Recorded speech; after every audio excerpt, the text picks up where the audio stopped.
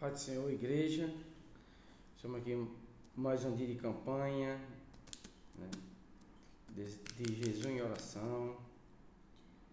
Tema para qual ficou designado para eu trazer para a igreja: para chegar em Jesus, vença os obstáculos. Para chegar em Jesus, vença os obstáculos. Eu vou ler aqui para a igreja Marcos 2, do 1 ao 5, que nos fala: a cura de um paralítico em Cafarnaum. Dias depois, entrou Jesus de novo em Cafarnaum, e logo ocorreu que ele estava em casa. Muitos afluíram para ali, tantos que nem mesmo junto à porta eles achavam lugar, e anunciava-lhes a palavra. Alguns foram ter com ele, conduzindo um paralítico, levado por 4 homens. E não podendo aproximar-se dele, por causa da multidão, descobriram e eirado no ponto correspondente em que ele estava, e fazendo uma abertura, baixaram o leito em que estava o doente. Vendo-lhes a fé, Jesus disse ao paralítico: filho, os teus pecados estão perdoados. Amém? Olha a fé, né? Que os 4 tiveram, os 4 e 5, né? Que teve o paralítico também. Onde Jesus viu neles a fé, vendo-lhes a fé dos 5. Mas ao paralítico, quando estava na presença de Deus, de frente a Jesus, ele disse: filho, os teus pecados estão perdoados. Amém? Então, como se aproximar de Jesus? Vencendo as barreiras, os obstáculos de nossa vida, né? Esses 5 cidadãos, eles venceram os obstáculos, porque disse que grande era a multidão para se aproximar de Jesus. E eles, com um jeito descoberto de descobrir o telhado e descer o doente até Jesus, ali foi uma fé grande que eles tiveram, porque eles sabiam que eles estavam levando o doente para ser curado, para ser liberto da enfermidade que naquele momento estava, né? Se encontrava o doente. Mas olha que esses obstáculos não impediram, né, a salvação. Eles foram além do que estavam para ver, né? Viram, a fé deles era chegar até Jesus, mas eles não enxergavam o que iria acontecer além, né? Com o paralítico. Então nossa fé, ela tem que ser constante, tem que ser direcionada para o Senhor, não só depender da gente, ser humano, mas dependermos da fé em Cristo, que vive em nossas vidas. Ter fé no Deus, nosso Deus, que nos ajuda, nos restaura, né? Eu vou ler em Tiago 2, para a gente ter uma reflexão dos obstáculos que nos acompanha, né? no dia a dia, na nossa caminhada, principalmente cristã. Tiago 2, versículo 21 a 24. Não foi por obras que Abraão, o nosso pai, foi justificado, quando ofereceu sobre o altar o próprio filho, Isaque. Vemos como a fé operava juntamente com as suas obras. Com efeitos, foi pelas obras que a fé se consumou. E se cumpriu a Escritura, a qual diz: Ora, Abraão creu em Deus, e isso lhe foi imputado para a justiça. Foi chamado amigo de Deus. Verificamos aqui, irmão, que teve uma justificação de Abraão perante Deus pela fé. Pela fé e pela obra. Pela fé e pela obra. No versículo 24, verificais que uma pessoa é justificada por obras e não somente pela fé. E não somente pela fé.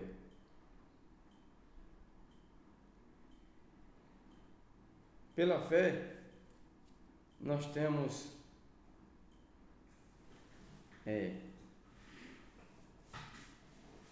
atitudes a fazer, a pensar.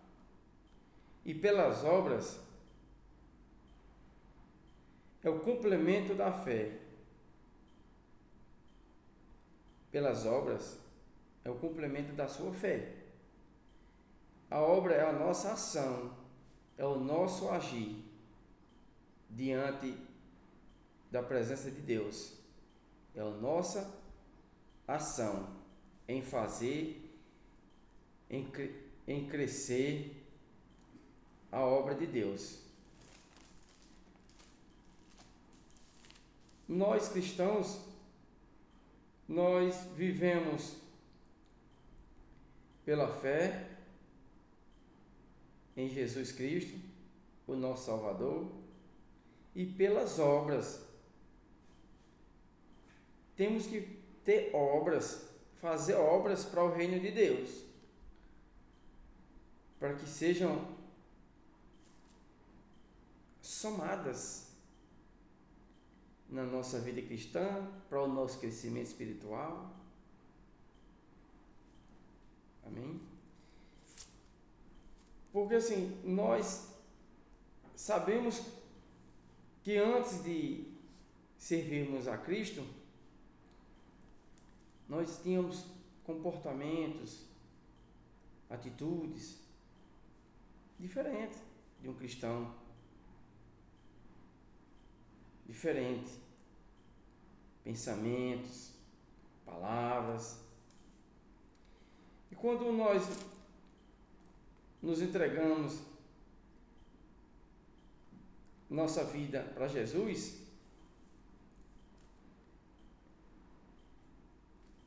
aí, meu irmão, onde acontecem as transformações, a nossa aproximação com Jesus, quebrando as barreiras, os obstáculos, as pedras no caminho tem que ser quebradas, as correntes quebradas, para nos aproximar do nosso Pai. Então, isso se envolve, está em torno da nossa fé, nossa caminhada, nossa perseverança, porque aparece no momento da sua, eu digo, início da conversão, que você era uma pessoa e se declarou como recebendo o Senhor Jesus em tua vida, em teu coração, para uma mudança, para um novo, para um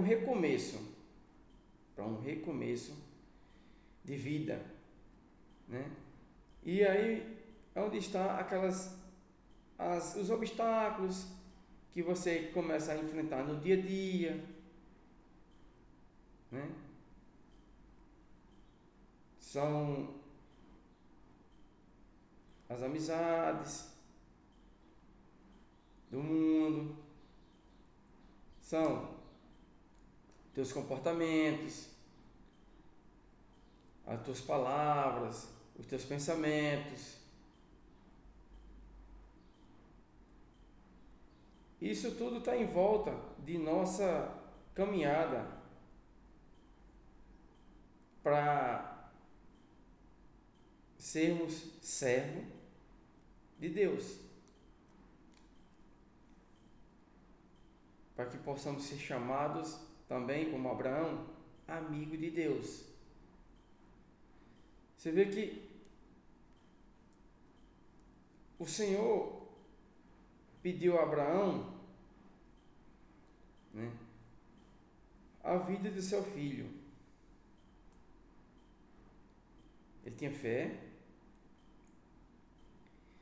e somos uma obra em servir ao Senhor, em servir o reino de Deus com ordem e decência, sem barreiras, sem impedimentos. É o Senhor Jesus pede o filho dele,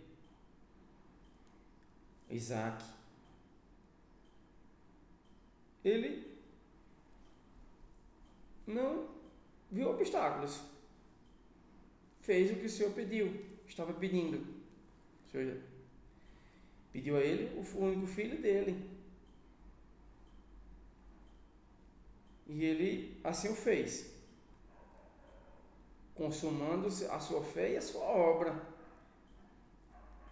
E nós, quando o Senhor nos pede que pelo grau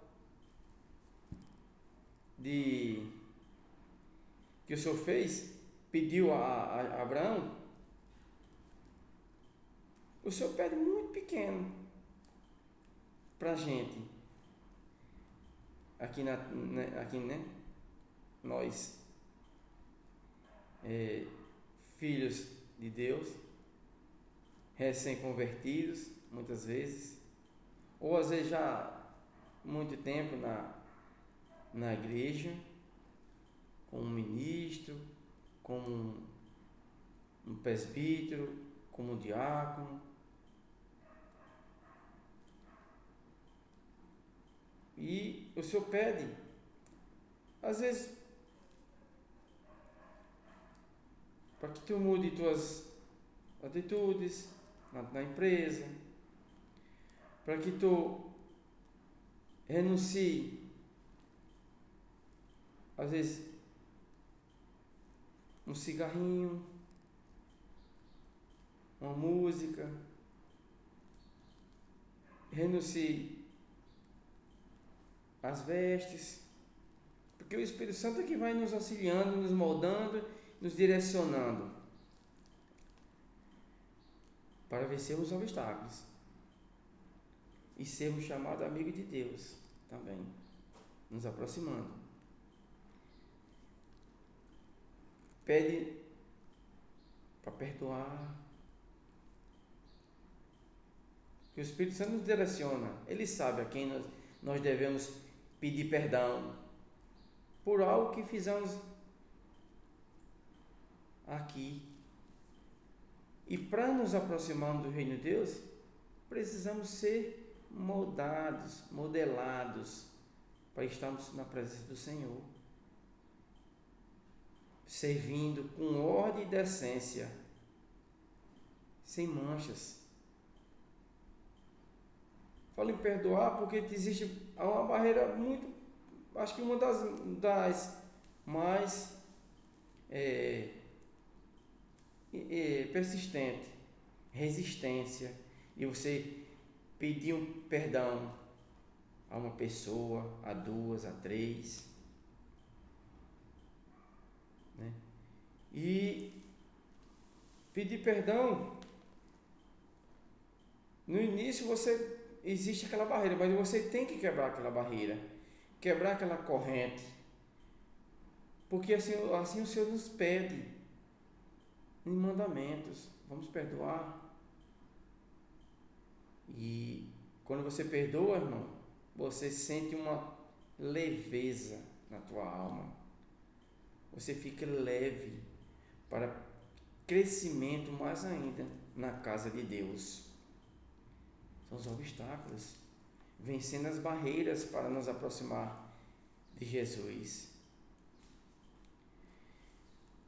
Naquele texto que eu li no início, que está em Marcos 2, eu parei no versículo 5, vou dar continuidade ao versículo 8, para que a gente venha entender mais o final da ministração, que diz assim, no capítulo 8, versículo 8, diz: E Jesus, percebendo logo por seu espírito que eles assim arrazoavam, disse-lhes: Por que arrazoais sobre estas coisas em vosso coração? Eles que estavam razoando eram os escribas, que estavam ali presentes naquele momento que o Senhor Jesus disse: Filho, os teus pecados estão perdoados, né?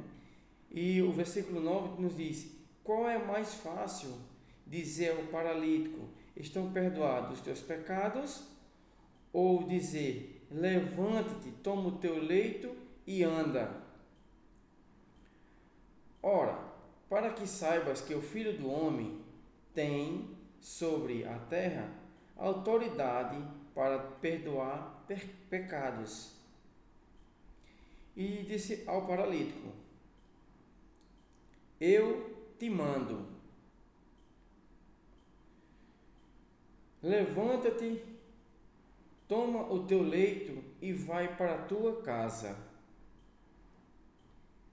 Então ele se levantou e, no mesmo instante, tomando o leito, retirou-se à vista de todos, e ponto de se admirarem todos a darem glória a Deus, dizendo: Jamais vimos coisa assim.